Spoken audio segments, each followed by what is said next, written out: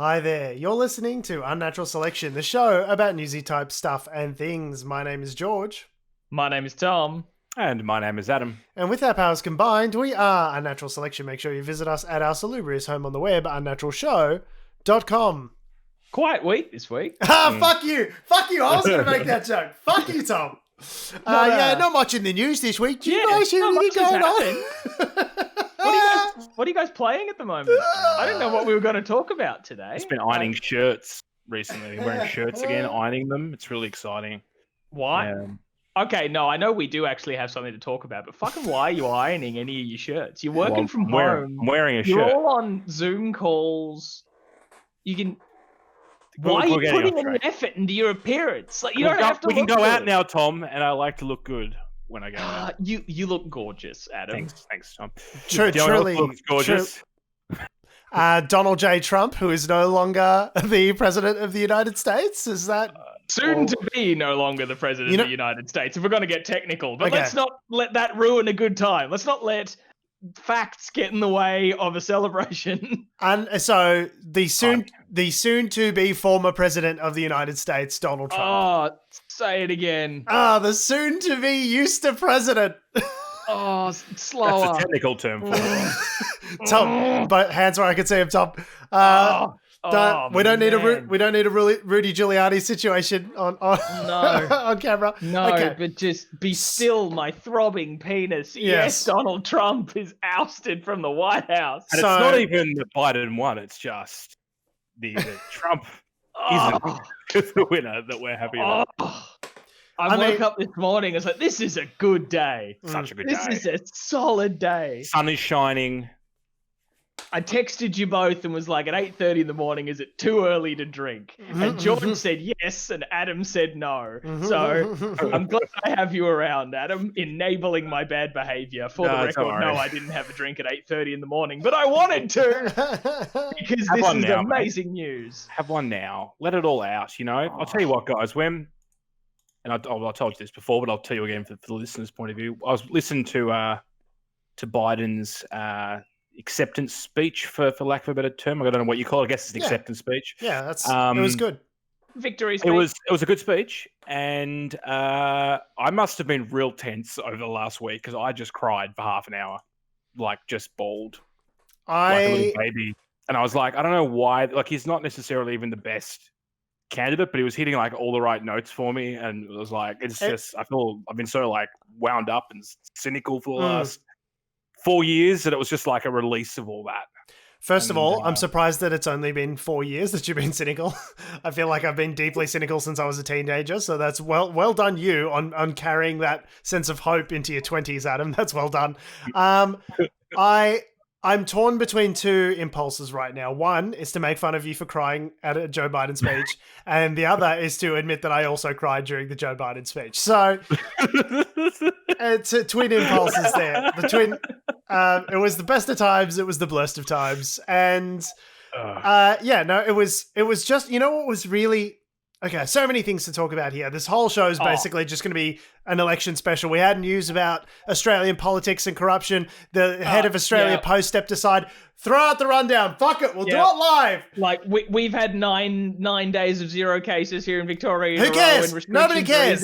That's all great news. But fantastic. Donut days for everyone. This is all great. On the other hand, it was such a relief to me hearing that Biden speech because it was like, you're right, there was like a weight lifted off my shoulders. I had no idea how deeply I missed the sound of a leader speaking who just like has compassion. Made sense. And makes sense, and a belief in science, and like a mandate to like follow the scientists and have a plan. And like, I was just like, oh my God, I missed this so much to have like an adult in the room. Like, yeah. And it was, I mean, I don't know, Tom, how did you feel? I haven't actually watched the speach myself. Sorry, but I haven't actually watched the speech. Like, I've seen the cliff notes and things like that. But I'd agree, like hearing, like not only hearing him say just, all right, and after I'm inaugurated, we're gonna have a coronavirus plan that is rooted in the science, and we're going to actually do something about this. And on top of that, saying that they'd represent that they try to do the right thing for gay, lesbian, trans people, all this sort of stuff. Like footage of, I think I saw my partner showed me footage of people in a gay bar in America hearing him say that and just losing their minds. Amazing. Like all these just really positive things. Like, yeah, you're right. To sort of hear like, wait, the president of the US said that? Like, hang on, that doesn't compute. And the funny thing about the speech was that he hit every single right note. He was like, the Bible bashers would have loved him. He said a prayer, saying a hymn, or didn't sing it. He recited a hymn at the end. Had a hymn? Yeah, hit all the the minorities, and then he was also like trying to get the base of all the middle ground together as well in terms of like people that may have voted for Trump and whatever else. The problem being, of course, he said a lot of stuff, set the bar up here. Yeah, was pretty light on the detail. Yeah, it's how easy. they're going to achieve any of that. To give like the big inspiring speech of "I am not Donald Trump." It's like super easy to do, and now he has to actually follow through on that, and we can be cynical as much as we want, but let's just have this. Just have this one moment. Yeah, just let me have it. Kumail Nanjiani, the actor writer, I thought put it best on Twitter, where he just said, we need to heal, but first we need to gloat. Yes. But first, we drink. We have friends of the shows, friends of the show, single show, multiple friends, Nick writing in Unnatural Selection Live. Yeah, boy. Very excited to have you joining us, Nick. And friend of the show, Ryan, saying, glad it wasn't just me. With this news, plus the removal of the Victoria Ring of Steel, had me bawling. It a good day, gents. It is a good day, Ryan. It's a great day, isn't there? Is that a movie? It's a good day. Oh, it's the driving one, Mad Max. He's like, it's a beautiful day. What's his name?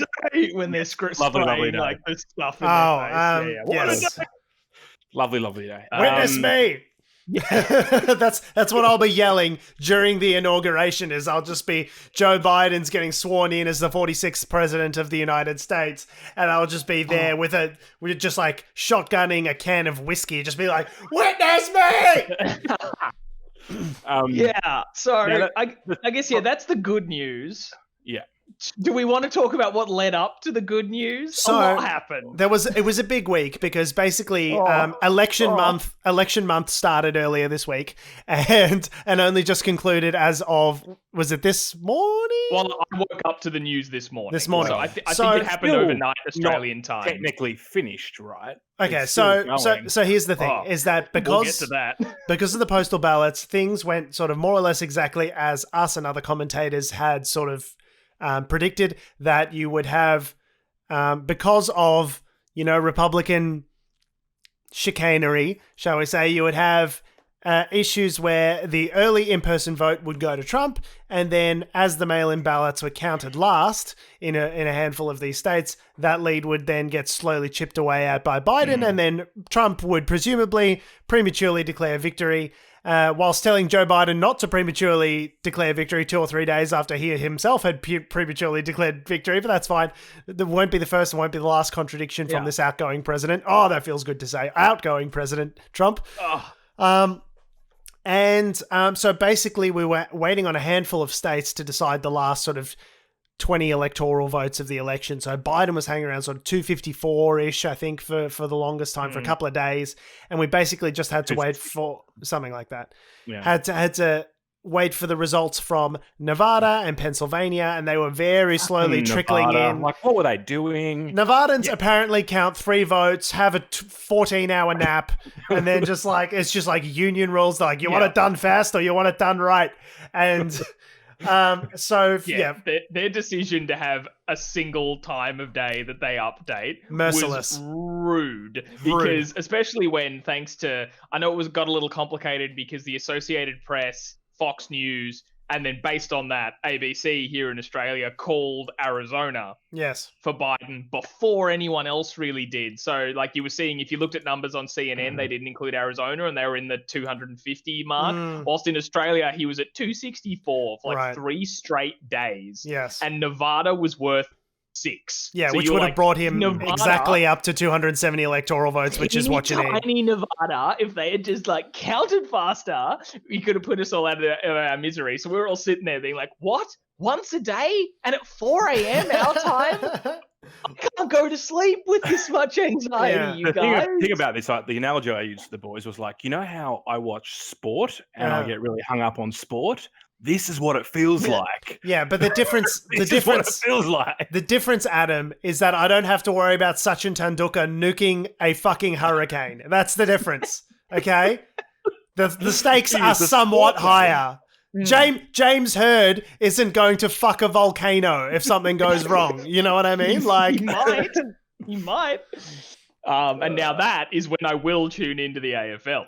But that'll be the day. If the news is James Hurd fucks volcano, I'll be like, all right, I'll watch. I'll bite. Name of the show. But yeah, so we were just waiting for these votes to be coming in. And then, on top of that, thanks to all the mail-in ballots taking longer, and then Trump and his campaign's deliberate attempts to try and rephrase what those mail-in ballots meant. Because they kept saying, like, we don't want any votes cast after election day to be counted. They keep just getting all these votes cast. And we were all screaming into our phones, they're not being cast, they're being counted. They are counting them. Yeah, you fucking... They always do this. Weapons grade potato. Of course they're not finding votes. They're not casting them. They just keep finding tens of thousands of votes for Biden conveniently. Like, they didn't find them. They were in the in pile. Because the master in pile. Because Republican lawmakers made deliberate efforts to cause exactly this chaos by preventing a situation where those mail-in ballots could be counted early and in advance. They insisted that they be counted last at the end of election day, precisely so Donald Trump could come out and prematurely declare victory. It's almost like this is exactly what they fucking wanted. Yeah, it's almost like it's a circus. It's interesting because it's like, it's so blatantly, like, obviously it's not that Trump is dumb, although he is dumb, but it's not because he's dumb that he's saying this. He's an absolute moron, just like weapons grade stupid, this guy. But like, it's not because he's dumb that he's saying these things. He knows that he is deliberately trying to undermine democracy in order to achieve his ends, even though at that point it was pretty clear he was losing the election by sort of Thursday night, Friday day. Thursday night, there was like... He was ahead in one of the key states. He was ahead, but if you listen to all the commentators, and I think ABC here in Australia's coverage of this was amazing, was excellent, was basically them going through... And they've... Well, when the screen works, it works fine. When they were going through the ballots coming in from different areas, they go, okay, yes, Trump's ahead by this much, but the ballots yet to be counted are from here. And it's like deep blue on the map, 70%, 80% Biden. Here, Clark County. Here, 80% Biden. Here, 60% Biden. So you go, oh, fuck. If Biden secures Pennsylvania, which is 20 electoral votes, he is like well past got this in the bag. And that was clear from Thursday night here in Australia, but it took all the way till Sunday morning, Australia time, before they actually called the election. And I don't know if it's just because all the networks were like real scared of Trump being mad at them, but like it seemed like it took much longer than it needed. Like if you knew what you were looking at in terms of the data in a normal election cycle, I think it would have been called days earlier. Yeah, I think you wanted it to be bulletproof. Like as soon as they start calling that, it needs to be bulletproof and certain, because like otherwise the Republicans could take an inch. Like, like they could have that little bit of wiggle room. So I guess they wanted to be doubly sure. You don't want to potentially cause more problems by... And have to retract a call or anything. And certainly, like, we've got examples of, like, the whole Al Gore thing where he was, like, prematurely, like, oh, I won. And then had, like, a couple of hours later, it was like, do a recount. Well, it was the other way around, I think. So it was they declared... Anyway, these just unimportant. These decision desks are, like, from AP and Fox News are very well regarded. So if they call something, it's because it's sure. And there are times where they've called similar things earlier in the past and they chose not to do so here for whatever reason. Obviously, they're really concerned about stability and making sure they've got everything 100% down. But all the stuff that they called was legit. They called Arizona early, and Arizona is firmly in the Biden camp at this point. It looked like it was getting close there for a minute with military mail-in ballots and things that were coming in, which sort of tend more conservative. But like at the end of the day, they were right on all the calls that they made. Now there's still the matter of Georgia to be settled at at time of recording. Georgia is at 2,463,000 votes in favor of Biden, as opposed to 2,454,000 votes to Trump. So that's within a tight enough margin of error that it'll trigger a recount. Yeah. But regardless of that, Biden's at 290 electoral votes, and he's like 4 million votes ahead on the popular vote. It's done. It's a done deal. So no matter what happens with Georgia, it's really for posterity at this point as to how it gets recorded. But the thing that I found really interesting about this election is that because it's gone for longer, there's a lot more focus on how everything works. For someone here in Australia who the process, the American democratic process is really unique in that there isn't just one process. There's 50. How many states there in the US? 50. 50 Yeah, states, there's 50 different processes. And the more I read about it, the more I learned about it. Like it makes sense for when they came up with the system, right? Before instantaneous online communication, when it was all by horse and cart in the 1700s, 1800s and stuff. Yeah, every state needed to have its in-house process to get all that to be bulletproof, to then be shipped to somewhere else, and they all gather and make their decisions. Because I said this to you guys today. Did we want to talk about what has to happen now? Sure. Yeah, let's go through the process. Yeah, because all right, so they've had the election, they've made their calls. By all the predictions, Joe Biden is going to be the next president of the United States. Here's what happens next, though, because that's the thing. He's the president-elect. He's the projected, I believe is the word they use. They say he's projected to be the next president of the United States, not yes, he will be. And people were wondering why. And it's because now that all this has happened, the following has to occur. And this shows the bureaucratic nightmare that is the rest of the US electoral system. All 50 states have to finish counting because all the states haven't finished counting yet, as George was just talking about then. And that includes any recounts that has to happen. And any legal challenges. That's probably the last sort of point that Trump can have any say in this process, which is great. Once that's all done, the governor of each state prepares a thing known as a certificate of ascertainment. Oh, that's nice. Does it come in a framed little... One would hope. But, with like a nice signature on it? Well, yeah, essentially it is a nice piece of paper that you put in a frame with a signature, maybe, that declares who won the state. Hear ye, we doth have received the special certificate made of magic to determine thine winner of said democratic process. Yeah. Okay. And that's it, right? So they get the certificate. And then, so they declare that the person's won the state. Okay. And it also lists the name of all the electors, so the people who are the votes for the Electoral College. That 290 number that Biden now has. Yay. And that document makes that official. Right. But wait, there's more.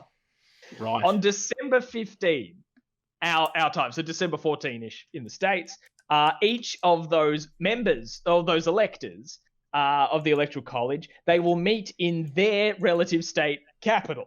So they don't go together. They don't all go to Washington or whatever. They just go to their own state capital, wherever they are in the country. And then they will vote and prepare 6 things that are called certificates of vote. So they have a certificate of ascertainment. Yes, which declares who won the state, Biden or Trump, whatever. They need more certificates. More certificates to say how they're voting. And how they're voting, depending on certain states, though, majority of how they're voting is determined by that result on that certificate of ascertainment. But now they've got to make it official on those other certificates. 1 second, I've just got to have a brain aneurysm. Just give me a... Hang on. Okay. Yeah, I think it's clear that all of this was organized by big calligraphy in the late 1700s to really just shore up their business models. Just lots of, hear ye, we the people doth proclaim that, just really trying to just fill their pockets based on the American people needing a lot of certificates.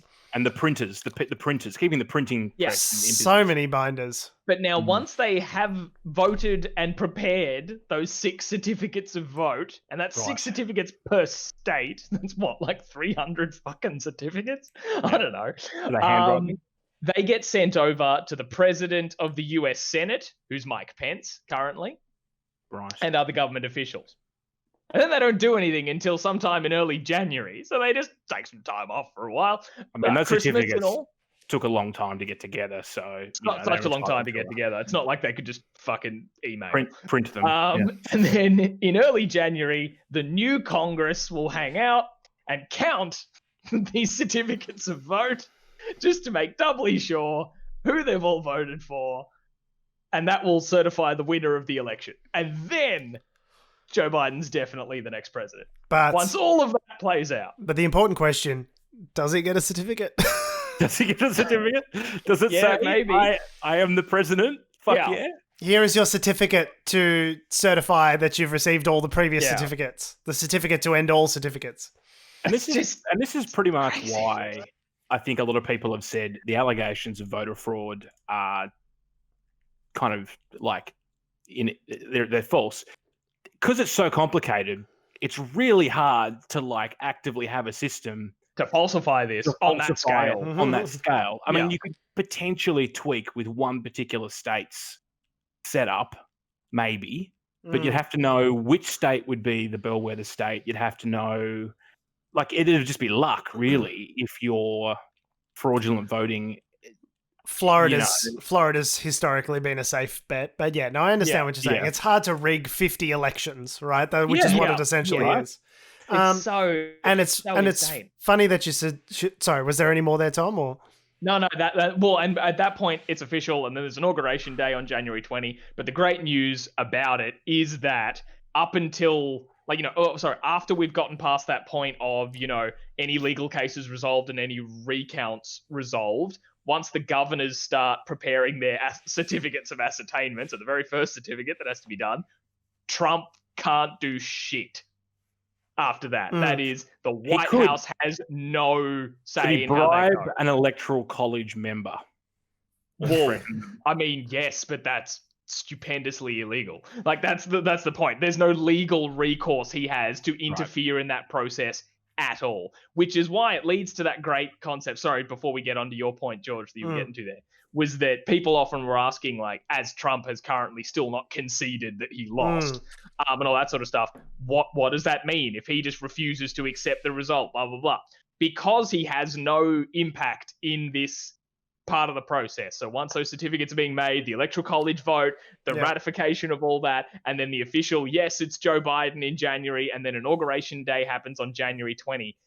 As of that day, he has no authority anymore. Like, the authority is taken from him, and the Secret Service can be like, we don't listen to you anymore. And Joe Biden can say, remove him, please, and they will. Which makes me think, God, I hope that's how it goes down. I hope he just becomes a massive piss baby for, like, more than he already is. For the next couple of months. So then inauguration day isn't the old, like, and there's the current president standing at the top, and then the new guy arrives, and they shake hands, and they smile with their wives, then they go in, they have a chat, and then he swears on a Bible and does a speech. No, I want it to be, they rock up, people go inside, and then people are just dragging Trump out in front of everyone and, like, kick him into a car or something. Like, come on, it'd be so great. Someone said on Facebook today, they're like, so this was probably how it's going to go. Biden sworn in. Trump resigns. Sorry, I've gone too far ahead. Trump resigns. Melania files for divorce. Biden is sworn in, but then dies, and then Harris becomes president. It's possible. That's what, when I was looking at the end of his victory speech and all that, seeing like how, all the people who were there celebrating, watching the fireworks and stuff, while they're all in masks, all gathered together, I was like, if he gets COVID at this event and then dies, this is going to be a clusterfuck. Sorry, George, you had a point earlier that you were No, just basically, sort of saying like, okay, so as we mentioned, so during all of this, Trump took it well and just really gracious. So well. And certainly didn't make multiple speeches basically to the effect of saying that the election had been stolen and the whole process was rigged, and questioning democracy and just generally sort of behaving along the darkest timeline as he normally does. So Don Jr.'s speech, just coked up. Coked up Greasy Don was a real interesting look.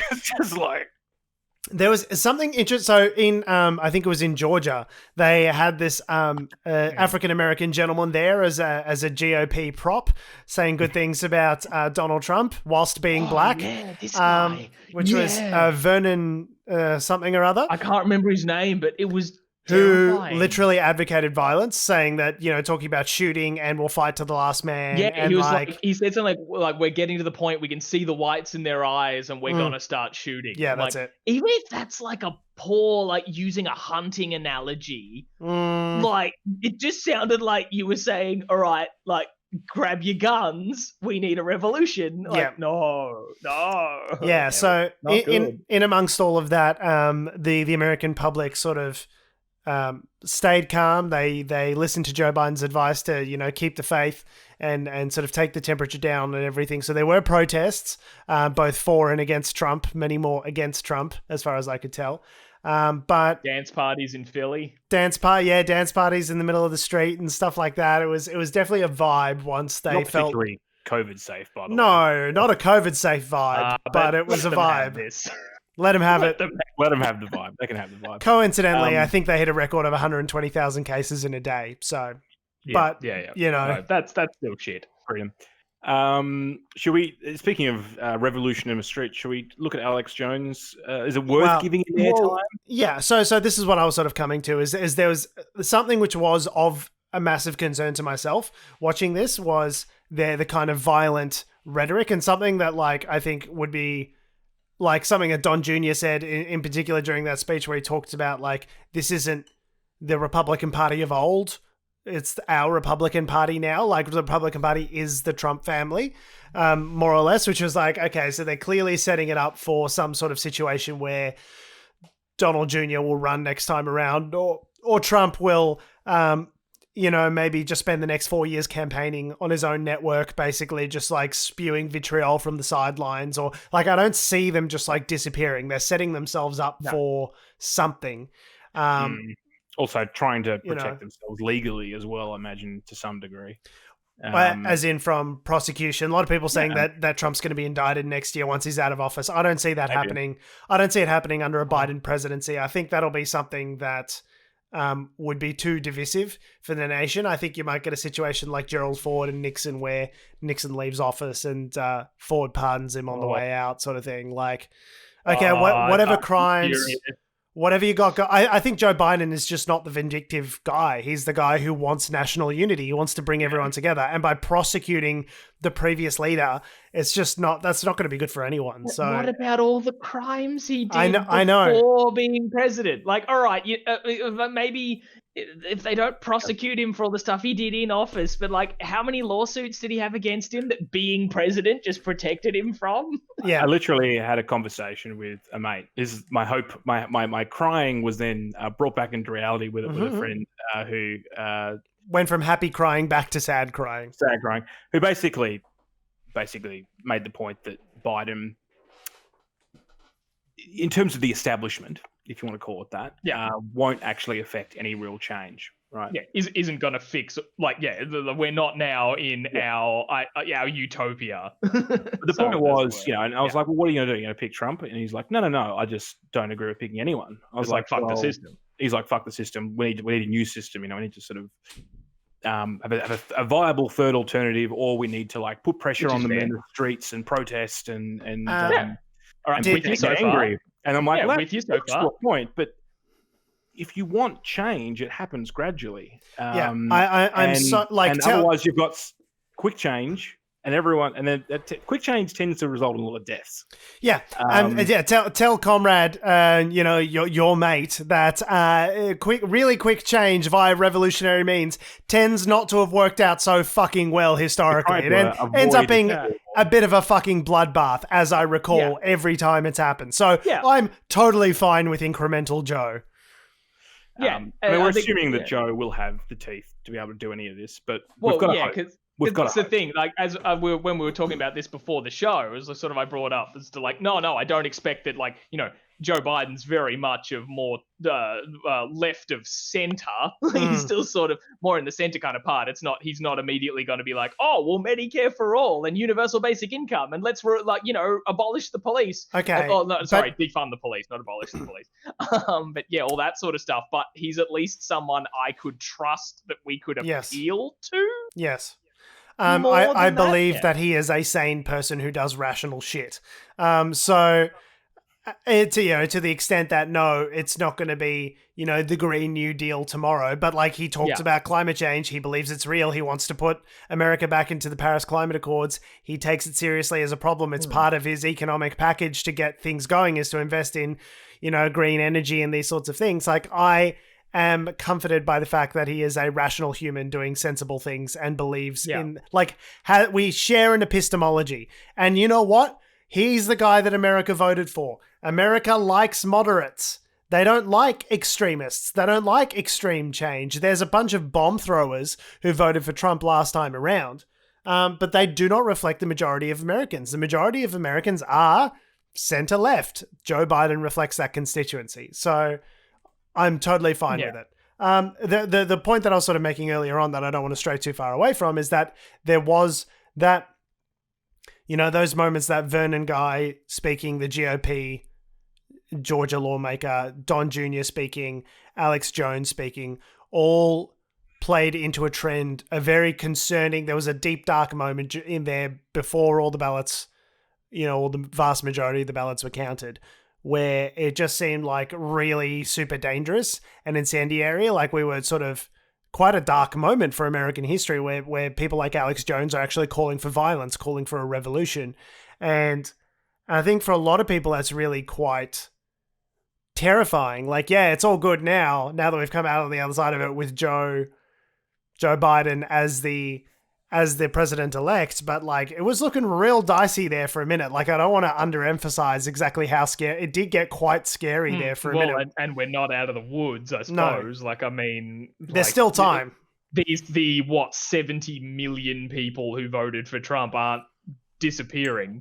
Like it's not like they're just gone. But I also don't think those 70 million people are necessarily. I'm not saying we have an army of 70 million people, but more like, those voters don't disappear. So that's just something that has to be contended with. Like that's Joe Biden's hard job now. Yeah. But of those people, the ones who would be like super keen, as we can play the clip from Alex Jones if we want, like the kind of people in the audience of this, they still exist. And I'm sure if Alex Jones then rocked up and said, hey, let's overthrow the Democrat White House, they'd probably be keen to give it a crack.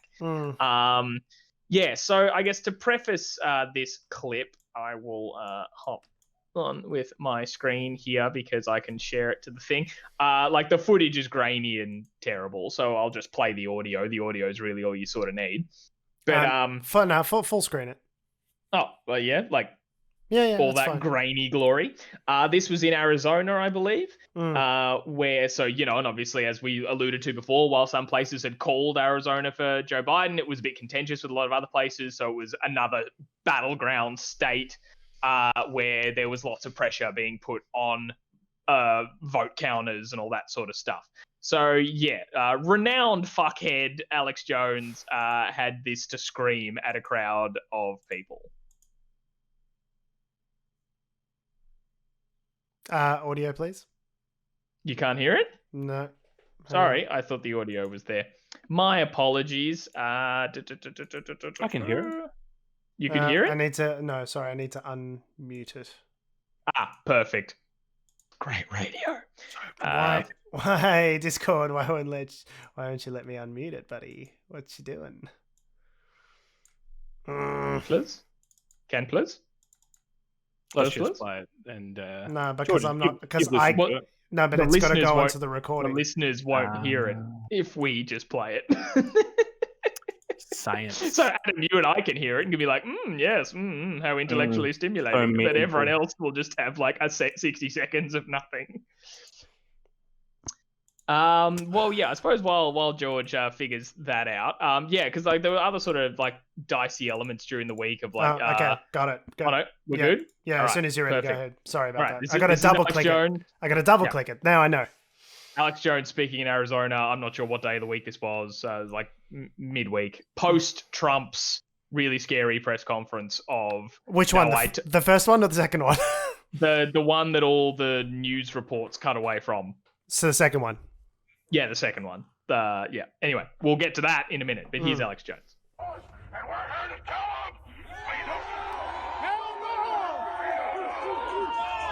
Someone just say Al Gore. But if they want to fight, they better believe they've got one. If they want to fight, they better believe we're going to fight. And we're going to win. We're not going to fight their little meth head anti-mascab.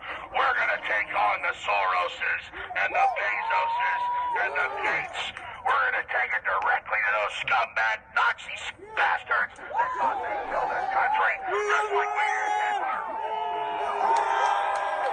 And they'll be in their goddamn bunkers when we come for them. They will be hiding. They will pay. They will be destroyed because America is rising. 1776 is the answer to 1984. 1776! 1776! 1776! 1776! 1776! You got to wonder how many of these people even know what happened in America in 1776. And I don't know quite what he meant by 1776 is the answer to 1984. Is he implying that the Democrats are like Big Brother? Yeah, engaged in some sort of totalitarianism. Exactly. Yeah. So, like some sort of thing like that. But and also the element there was like, we're going to take the fight to these Nazi bastards, and it was like, that's you guys. You guys, okay. Of the sides with Nazis. Yeah, that's your side. Yeah, like, are we the baddies? Yeah, they're the bad guys. Yeah, so some terrifying shit. Like, I'm sure Alex Jones needs to he needs to go to hospital and have an operation or something. He needs to get his nodules in his throat or something. Yeah, it's not healthy. You can't. I thought you meant an operation, maybe just to have his brain on removed and replaced with a working one, because he's a nutbar. I think he's got that gravelly rage, and this will be, they're deliberately crafting this very dramatic, gravelly sounding voice. We will not be, don't tread on me. He's actually a metal singer in his spare time. He's just got great vocal training. He can do all that crazy metal with stuff. Juilliard, yeah. But yeah, some really terrifying shit there, because definitely to be fair, short of explicitly saying grab your guns, but there's very much the subtext there of like, they're gonna hide from us. We're gonna I believe he actually says something like, we're gonna destroy them or whatever. Yeah, there we go. Yeah. Like, they'll be hiding in their bunkers when we come for them. They'll be hiding. They will pay. They will be destroyed. Like, yeah. To be fair though, like, this is fringe. The most of the protests have been pretty peaceful. Not as been mass the protests being peaceful. Yeah. We haven't seen like mass violence at the protests that have been happening the past. No one's actually carried through that. It's not as fringe as I would like. I do remember there was a plot in I think it was Pennsylvania. You're talking about something else. So yeah, there was a plot to kidnap the Michigan governor a couple of weeks ago, which we talked about on the show. There was also a plot where some guys were arrested because they were planning to storm where the votes were being counted in Philadelphia. Yes. Yeah, they were caught crossing state lines. They were trying to cross state lines, armed up, intending to take over a voting center. Yeah. To the extent that violence hasn't broken out, I think it's been largely due to luck more than anything else. And Alex Jones is fringe, but he's not as fringe as I think most of us would like. When Donald Trump won the election in 2016, one of the people he thanked was Alex Jones by, spruiking his shit on InfoWars. These are not fringe figures anymore. These are people that are central to the Republican narrative.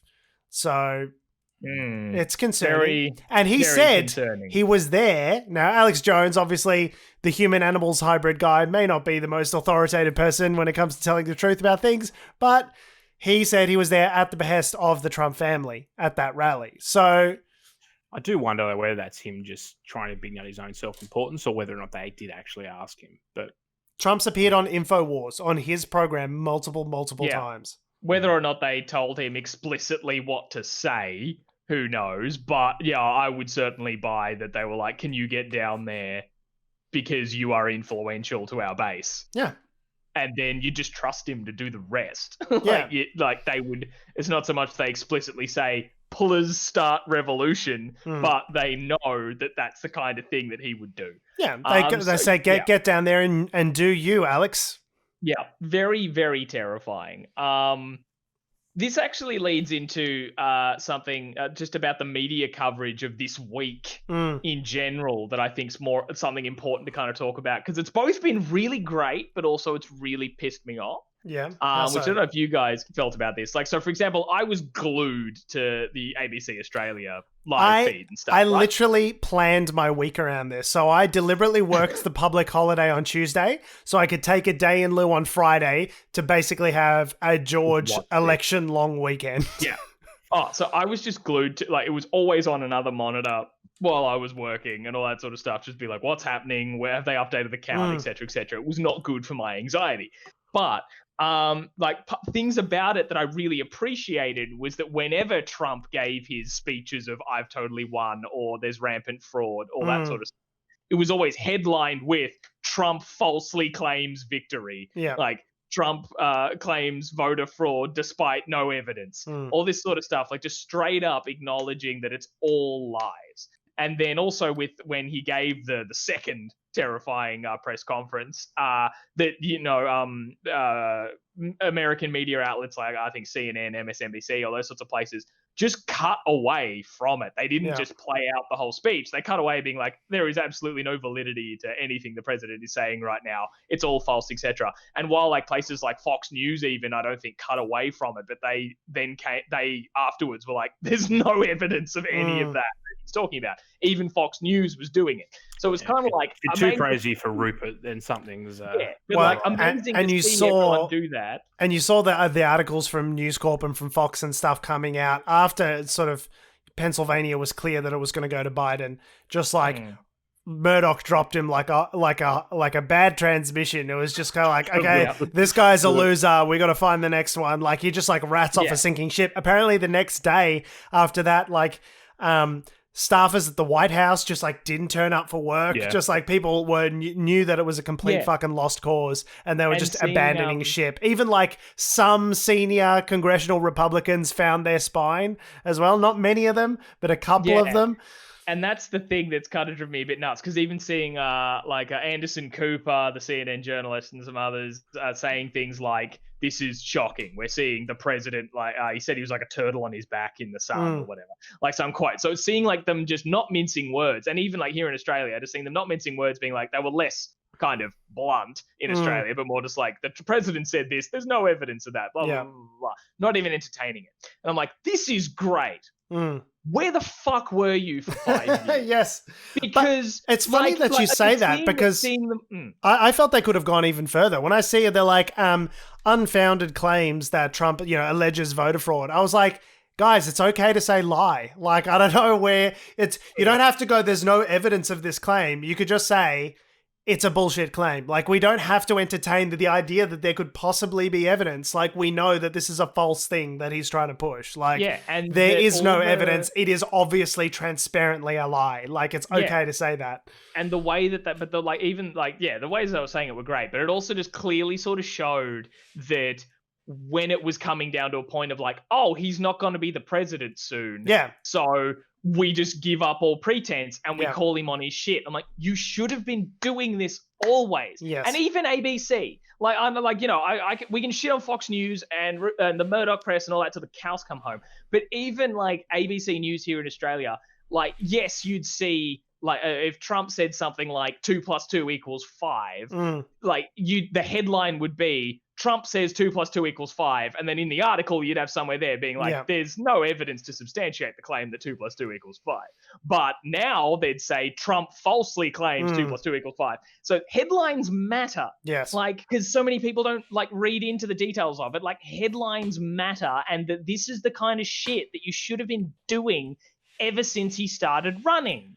It's bad enough to do it now just because, like, oh, he's going to be out soon. We're not scared of the boogeyman anymore because he's going to be ousted. It's like, this is what it should have always been. Two things. I don't think that any of the major media networks in 2016 really had ever dealt with a liar as prodigious and prolific as Donald Trump. Yeah, and definitely. so they just didn't know how to handle it. So after 4 years, they know what to expect to a certain degree. And so they were prepared. They were ready to cut away. I don't think multiple different networks would have made that decision on the fly unless that's something they'd already talked about. Yeah, the cutaway definitely is one thing. So he was president, it matters, but it's all like just all the other things that we have talked about on this show for 4 years that have just been bold-faced lies, provably, demonstrably false. Yeah, that should have just been always the aspect of his media coverage. If it's false, I agree. You just say it's false. Yeah, no, you don't just have the quote in like the ticker counter or whatever, or like the breaking news thing just as itself. But then, if you pay attention to the full coverage, they say, oh, by the way, it's not true. Still just having Trump : 2 + 2 = 5. I think, so part of it is that they've learned how to deal with Trump specifically. I think also part of it is like there's always been this like impulse in the media to sort of treat people balance. That whole balance is as bias idea that we've talked about a lot, where it's like you need to appear as though you are completely impartial in every single topic, no matter what, no matter how absurd. And I think what the era of Trump has sort of taught a lot of journalists is like, no, it's okay to take a side when the side is the side of truth, when it's obvious and transparent and, deliberately, obviously so. You don't have to be impartial in those circumstances, nor should you be. You have an obligation to tell the truth. And the other thing with the Trump administration as well is, don't forget, it's not just, Trump's one thing. There's also the administration behind him, the White House, as it were, and the State Department and other stuff as well. So there are elements of what Trump has said in the past that are always, maybe there's a speck of truth somewhere. And certain things he said are true. But it's hard as a media outlet, I guess, to fact check in real time. 1,000 things in real time. Yeah. What he's saying. I think, as George said, with this particular circumstance, they kind of knew he'd do this. So they've probably, already looked into it. But yeah, look, I think the media probably could have been held to account a little bit more throughout the last 4 years. But here's what it is. We're here now. I feel like they've learned their lesson. I also don't think... I think Trump is a once in a generation candidate, right? They never thought the first time round that he could actually win. Whereas this time round, there was a very different atmosphere where like everyone, even up until the last until we started getting results in from Pennsylvania and it was a lock, there was still a very real sense in the air of like, he could still win. This is something that is possible. Yeah. And the first time round, it just seemed like it wasn't possible. All of the mainstream media discounted Trump as a possibility. Clinton was smashing it in the polls. Everyone thought it was a slam dunk. Then the Comey letter came out. Then the polls weren't inaccurate in a bunch of key battleground states. They lost key battlegrounds, key states that weren't even considered battleground states, which sort of punched through the blue wall, like Wisconsin, Michigan, and I think Pennsylvania as well. So there was a bunch of different factors there where they were just caught completely off guard last time around. That didn't happen this time around. Biden not only got more votes than any candidate in presidential history ever, but also managed to rebuild that blue wall, the northeastern sort of Rust Belt states, and also managed to capture Arizona, Nevada, possibly Georgia as well, which is a real coup for Democrats. So I think it shows as well that, as they said, the reason for some of these switches is that there's demographic change in a lot of these states. So you've got people from California moving sort of east because it's cheaper. Yeah. And you've got people in other states, like, people from different cultures moving around. You've got people who have got more money, moving to a different state to sort of retire, and that kind of thing shifts where the traditional voter demographics lie. There's been a lot of people, a lot of talk on ABC because they've just been going 24/7 about the polls are inaccurate. Why should we regard polls with accuracy? And like there was a chair of, I think, the Australian Polling Association. I don't know what it's actually called, but it's effectively what it is. They've got like an actual polling association. He was like, look, polling isn't bad. It's just it's hard. It's real hard. Oh, it's hard. He basically said, let's wait and see till all the votes are counted before we actually understand how inaccurate or accurate we were. I personally, George was like, I'll wait. I remember while this is happening, George was like, let's wait for the postal ballots because they'll all be for the Democrats. And I was like, No, not all, but overwhelmingly. Like depending which counties they're coming from, we could say, given what's happened in this specific county, this specific time around, if you're looking at ballots that are coming from Clark County or like these other metropolitan counties, which are overwhelmingly like 2/3 plus Biden, then okay, you can get an idea that if there's 100,000 votes left and 60,000 of them are for Biden, then he's going to be ahead by 40,000 votes, and that's exactly what happened. So I guess I was not as convinced that most of the postal votes would be. I was not as convinced until about Thursday night, and then I stopped doom scrolling and was able to sort of settle in to the notion that it was in the bag. It was just a matter of time. But I kept as the ABC blog was going, where they kept saying like, these are all too close to call, but it's looking really likely for Biden. I'm like, stop teasing me like this. I don't think you understand how important this is. Like, I will have a heart attack. One thing that I found really stark with the way that, because they do everything on a map, right, in the news. So you've got, the red states, the blue states, and the red counties and the blue counties. And one thing that makes you, if you don't really realize it until you look at the map, but if you go into some of these states, the large population centers were mostly Democrat.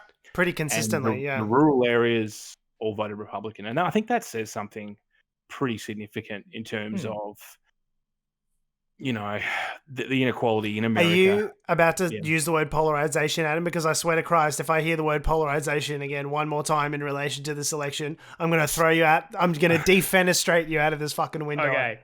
Okay. I retract Adam's upcoming polarization, but raise you a disenfranchised? No. Unprecedented, perhaps.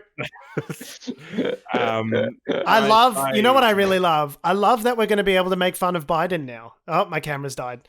We're going to be able to make fun of Biden for being a doddery old man now without having to worry about improving Trump's chances. That's the thing that I'm really looking forward to. Yeah, it's great. It's wonderful. And Jim Carrey's got a 4-year contract on SNL. So, woo. He does wear the fuck out of those aviators, though. Oh, yeah. So much about Biden, but he wears that pair of aviators like a champ. Just want to touch on, I don't know, we're running out of time a bit, but probably I think what perhaps to summarize the blusterings that were very tense very early from the Trump campaign, which have sort of started to sort of peter off a little bit as the last couple of days have gone on. And what perhaps the best example of that is a speech that was booked by the Trump campaign where Rudy Giuliani was going to speak or did speak. Yes. And they, whoever is left in the campaign team who hasn't jumped ship, apparently got they call it the intern, got handed the task of booking the venue at the Four Seasons. However, they booked Four Seasons landscaping in whatever state it was, not the Four Seasons hotel. Are you telling me the crack team over at Trump Enterprises somehow made a mistake? I don't see how that's possible, Adam. They look, I mean, it could be deliberate. Maybe they're trying to look like they're, in a working class area, and it's really about the working class people who are not going to be listened to in this election. I don't know. I think it's probably they just Googled Four Seasons and what did that conversation go like? They ring up the phone and go, "Hey, I'd like to book the Trump campaign to do a speech at the Four Seasons," and the person on the end of the phone whose landscaping business is just like, sure, like great. Yeah, they're probably right. Yeah, hell yeah. Do you have a car park? For us. Yeah. It wasn't. It was just in the car park at its landscaping supply store. So now they just obviously got there and went, well, I guess we're doing it now because all the media's here, and they stuck up, the Republican ticker tape on the garage door, put some drop and all that sort of stuff. Yeah, put some speakers up, and Rudy Giuliani spoke. And I think during the speech, they called it. Was that correct, Tom? Yeah, during the speech, or at least it was during that speech when Rudy Giuliani found out. I don't know if it was exactly the moment they called it, but someone asked him about it. Shortly thereafter. Yeah, they were just like, and how do you feel about the election being called? And he was like, excuse me, like it's been called for Biden. And he was like, who called it? All the major networks. All the networks. All the networks. Oh, we are beholden to all the networks. Wow. I was like, yeah, you kind of are. That's how your system works. Those decision desks that we referred to earlier, like they're the ones that call it, Rudy. Kind of a big deal. Idiot. Yeah. So I don't know what legs the Trump campaign has left to stand on. I feel like that's very few, right? That's the kind of like going into a hole, whimpering to die kind of moment. They have very few legs to stand on, I think, because like all those things of like all the the cases of them saying, we think there's going to be voter fraud and we need to be able to observe what's going on. One state was like, fine, you can be within 6 feet and observe. One like a Democrat and a Republican, they could both observe. You happy? The others said, lol, mate, fuck off. We've got counting to do. And then in other instances, with the whole recounts thing, like Pennsylvania doesn't have enough of a gap it's close enough a gap to warrant a recount, so no recount there. But the other ones that do have recounts, even if they flip to Trump's favor, Biden still wins. Yeah, so correct. They really can't do shit. Yeah, even if they're able. Alex Jones incites a revolution, and then that's a whole nother problem. Even if they get a recount in Wisconsin, Wisconsin's worth like what 11 electoral votes. He's still over 270. It literally makes no difference at this point. Yeah. So because Trump had to win all 5 of the uncalled states to get there. The thing that shocked me was how many votes Florida's worth. It's like 26 or something, isn't it? 29. 29. For Florida. I assume a large population. Is it directly associated with population, though? I thought kind of. Yes. Like, so California is worth like 55. It's to do with population and like the number of like congressional seats, I guess. So the congressional seats are directly tied to population numbers. Right. So it does adjust over time, I'm assuming. It hasn't been like that since... Well, it's been that way for some time. I don't know when the last time was that they adjusted those numbers. But it is tied to population, but I don't know how closely it tracks in terms of how often it's updated. Texas, for example, has 38 electoral votes. New Hampshire has like 4. Wisconsin has 10. Florida has 29. So and it's why they're such focus places. Yes.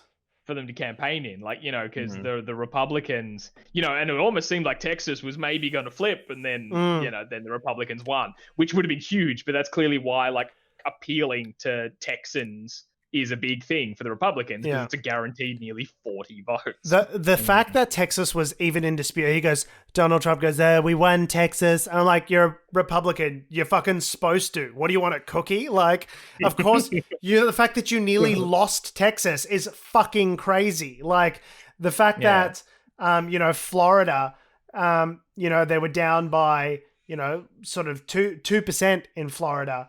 The fact that they were down by, whatever it was, a handful of percent in Texas is crazy. Like, the fact that these states were even in contention speaks to how badly Trump fucked up his first term. And clearly, Trump, they say, like, oh, Joe Biden squeaked by. He squeaked by with, like, the most votes of any American president ever, and with 4 million more popular votes than his opponent, and with an electoral college number of at least 290. Like, when Trump had 3 million fewer votes and a similar amount of electoral college votes when he won in 2016, it was called a repudiation of Clinton. And like, the Democrats are not paying attention to the working class voters. This is a repudiation of them. And it's like, Biden fucking crushes it. And they're like, I don't see any blue wave here. It's like, Mate, he got 75 million votes. Like, what? Yeah. I think Trump still broke the record as well, didn't he? He got 70.8. That's still over the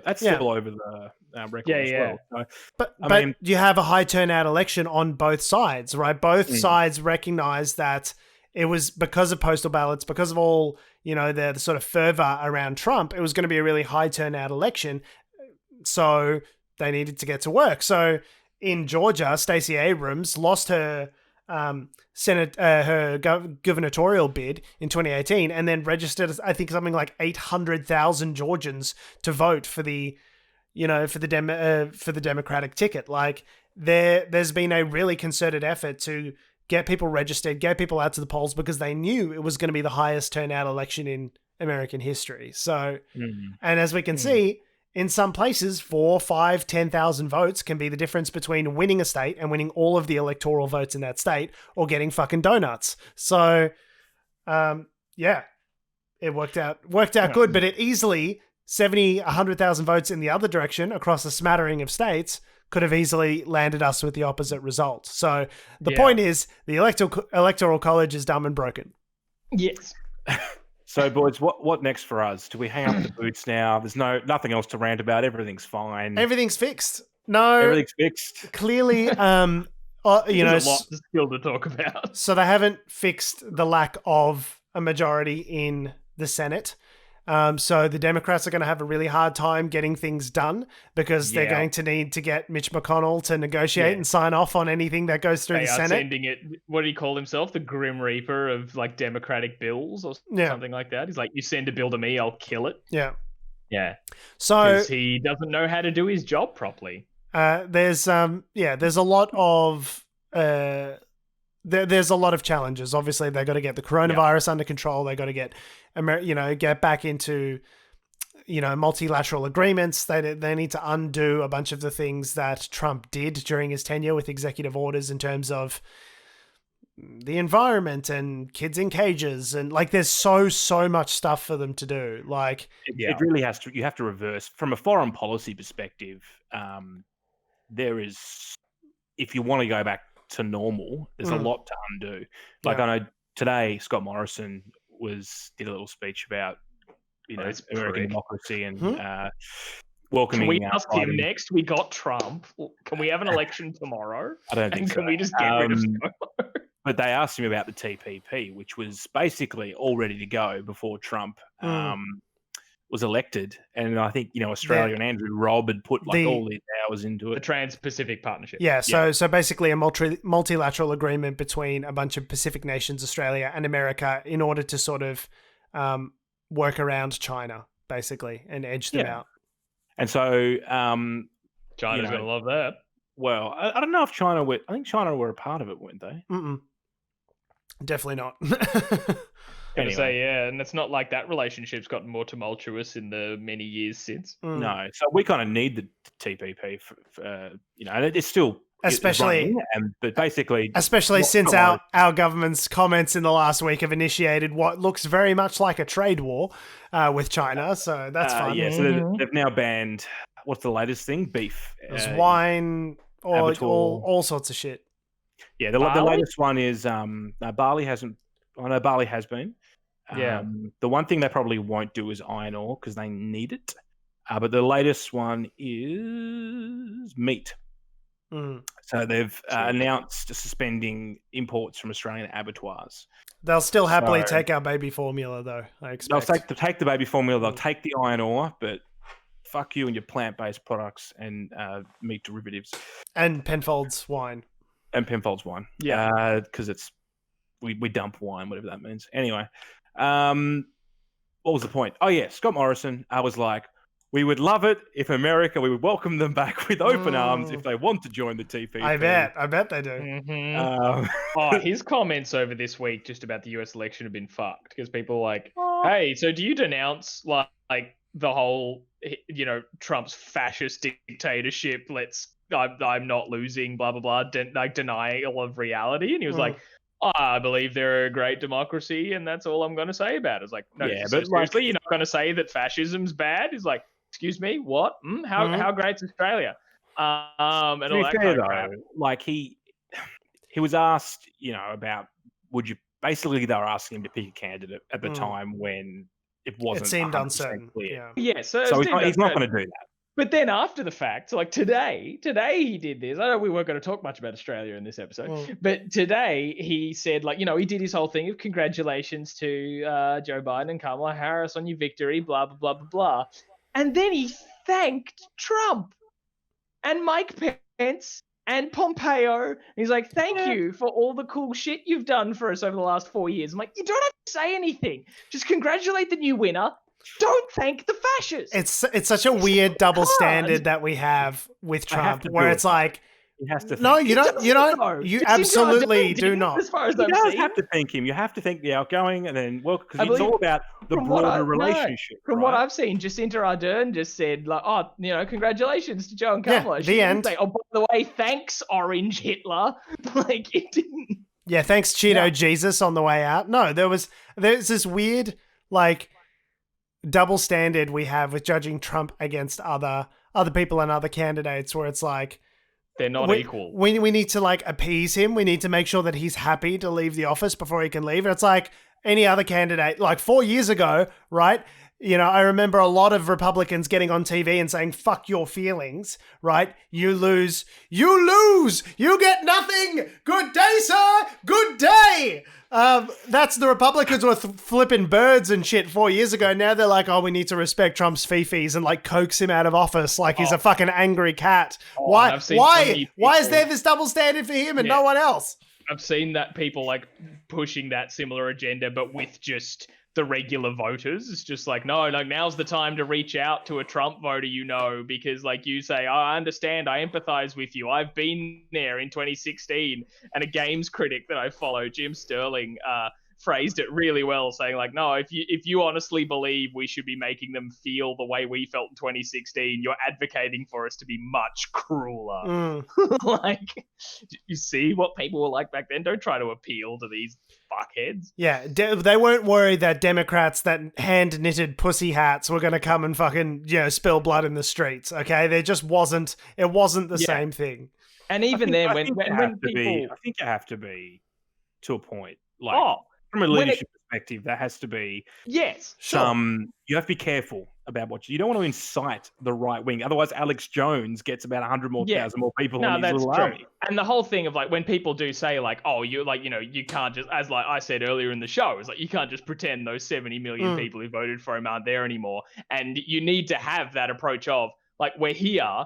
We will listen to you and your plight, because the Democrats fairly, like, in all fairness, have been, like, really, like, just ignored them. Was it like people Hillary Clinton referred to as, like, deplorables and all this sort of stuff? Like, they have not been good to that base, which is part of the reason why all this happened. Sure. But at the same time, it's like, yes, we do need to be like, we're here. We will listen to the issues that matter to you. Just as soon as that issue is, I don't like them gays in my state, I'm not going to listen to you anymore. Fuck off. Like, if you have an issue of, like, rural city clashes and, like, industry and all that sort of stuff, we'll listen and we'll work together. But as soon as you're like, black people make me feel unsafe, get fucked. Yeah, I think that's exactly right, Tom. And that's exactly what Biden said, is that I will be a president for all Americans. I plan to unify, all this sort of stuff. But you don't get to chant Jews will not replace us and march with tiki torches in the center of Charlottesville. You don't get to do that. Sorry. And if that's your concern, we're not interested. So if we're concerned about the NAFTA, and we talk about trade agreements and we can talk about jobs and globalization, and there are real issues that are affecting these disaffected Trump voters that can be addressed by Democrats. They're traditionally the party of the working class, right? Yeah, and they should be addressing them. These are constituencies that deserve that attention, and you can't live in a nation of losers, right? Because it's like, if you win an argument with your spouse, if you win and the other person's a loser, like, that doesn't create an equitable dynamic between you two. You need to win together, right? Yeah. But as soon as you start talking about, ethnic cleansing, then that's maybe a hard line in the sand that we can draw. Yeah, definitely. But on the whole, a good day. A very good day. What a great week! Like, what a great send off to this week. Someone said this is the best season finale to 2020 that could possibly be, and I'm like, you know what? Yeah, that's fair. Yeah. The TV show of America isn't over. The writing didn't get stale. There's more. What a cliffhanger to end on. Is there a happy ending, do you think? I don't know. Well, we've got 4 more seasons. At least. Can I share just something that I saw on Twitter today? That's a funny, just little aspect that I think really summed up the celebrations in a way, which was, as we talked about before, like in Philly and New York and all that sort of stuff, there was dancing in the streets even before they called the result, right? And there were like these, like there were protests for both camps, both pro-Biden and pro-Trump, and it didn't come to blows or anything, but they often seem to like have either the dance party for Biden and then the Trump people kind of just being there, being like, yeah, snowflakes or whatever. But sometimes the Trump people wanted to have their own dance parties, and there was this fantastic footage of these two like elderly people, like Trump voter people. In their like, you know, Make America Great Again hats, but one of them was wearing a Blue Lives Matter American flag, like that black and blue flag design they had for like, you know, the anti-Black Lives Matter kind of thing of like pro cops, whatever stuff, wearing that as like a cape, and was just having a rock out to Killing in the Name Of by Rage Against the Machine. Which, for those of you who may not be aware of the song, one, they are a very political band that really, like, right-wing people seem to like, but aren't paying attention to. I wouldn't describe them as pro-establishment, would you, Tom? No, not pro-establishment. No. Certainly not. And particularly not pro-police in that particular song, such as the lyrics of, some of those that work forces are the same that burnt crosses. And those who died are justified for wearing the badge. They're the chosen whites. So this song is very much about how maybe cops are racially violent. But it's a banger, so why not use it? Oh, it's a banger. I remember a night that came on. It is an absolute banger. Yeah, it was the best. Headbanging to that in a club was one of my favorite memories. I'm pretty sure I've still got a concussion from headbanging to it in a show we did back at university. Oh, it's such a banger of a track, but yeah, just woefully ironic to see a woman dancing to it. I would like to just part on this one tweet that Alexandria Ocasio-Cortez made in the last day or so, which was talking about how I hope someone's overwhelmingly won her seat again. Right? Yes, which is fantastic. Sit in the house. But essentially talking about how I hope someone's archiving all of these, you know, these tweets and these statements that these GOP, congressional Republicans made defending, enabling, supporting Trump over these last couple of years, because like there will come a day in the not too distant future where they will deny having helped, having stood up to, you know, to Trump and all this sort of stuff. Like, I hope we have a record. I hope it's all written down somewhere that we can turn around one day and say, hey, you fucking nearly enabled a fascist 2 times. Like, we will not forget that. And that should be part of your record. Voters should remember that every time you go to the voting booth from here on. And I was like, yes, 100% AOC. One day AOC for president in maybe 15 years. She's a bit young. Yeah, she is currently legally too young to run for president. Legally too young to be president. How old is she? 35. Yeah. Yeah, shit. Yeah. Yeah, one day, but not yet. Yeah. On that note, we always will be Unnatural Selection. Make sure you visit us at our salubrious home on the web, unnaturalshow.com. Make sure you follow us on all the bullshit social medias that have, do, or ever will exist at Unnatural Show. That's Facebook, Twitter, Instagram, YouTube, and motherfucking TikTok. Make sure you follow me on Instagram and Twitter at George Tsipos. You can follow me on Twitter at Tom D. Heath. You can follow me on Instagram at AC Doreen. And you can follow us all to our local dance party just down the street, where we will support the fuck out of you Americans who voted for Joe Biden. Love your faces. Appreciate you guys listening. We'll see you in the next episode. Who knows what the fuck we'll talk about? It'll be a movie podcast at that point. I don't know. I think we should, look at maybe some more sort of fringe things, maybe like some theology, something that's a real niche, you know. I got a hotline on some human-animal hybrids from a very reliable source. yeah. So we could start talking about that sort of stuff, I think. What do you reckon? Yeah, sounds Look at great. conspiracy theories. Let's become the new InfoWars. We're not only flat earthers, we're 2D earthers. The earth isn't even real. So Hard vetoing this idea. It's got to go to the electoral college. We'll see how it goes. Thanks for listening, guys. We love your faces. We'll see you next week.